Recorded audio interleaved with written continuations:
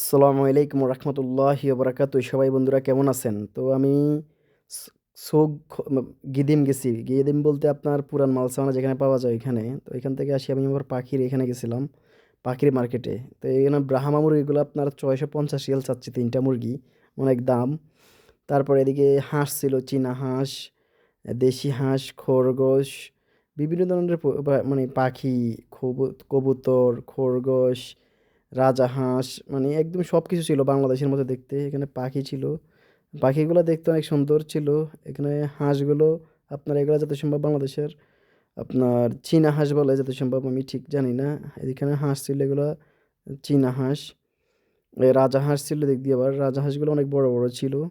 কবুতর, কবুতরগুলো দেখে অনেক ভালো লাগলো, বাংলাদেশের কথা মনে পড়ে গেল।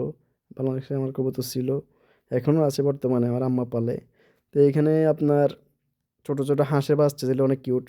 তারপরে মার্কেটে গেলাম, কিছু কেনাকাটা ছিল, বাড়িতে যাব বলতে বাড়িতে পাঠাবো আর কি, অ্যামাজন শপিং মলে। তো এখানে যাই কিছু কেনাকাটা করলাম, সব কিছু কেনাকাটা করে আবার বাসায় চলে আসছি ব্যাক করে।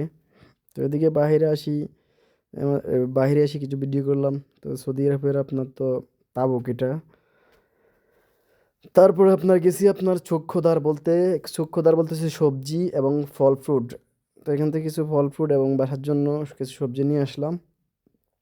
তারপরে আপনার তাবুক সেন্টার জায়গার নাম, এখানে গেলাম, কিছু ঘোরাঘুরি করলাম।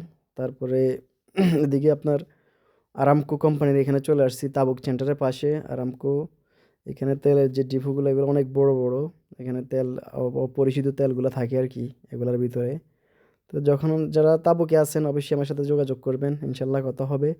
আর এটা হচ্ছে যে খাসির মাংস বোনা, সাদা ভাত, রুটি এবং চিংড়ি মাছ বোনা।